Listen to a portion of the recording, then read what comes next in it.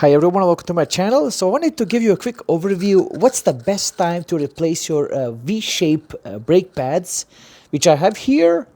And let's get into this video right now. So the first thing that you want to do, you want to grab AWS Spark Tool.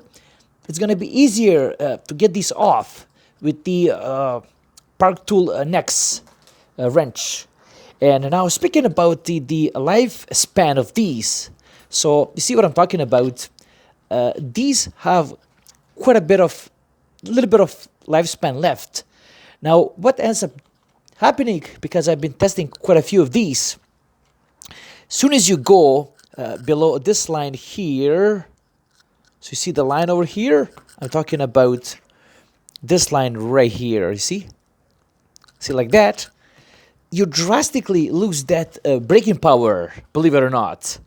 So see, this guy, he still has about, see, maybe 5 millimeters, you see?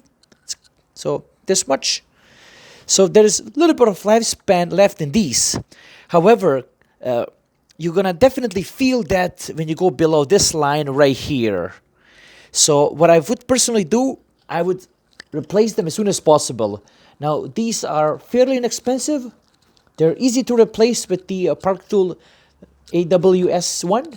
And basically that's that.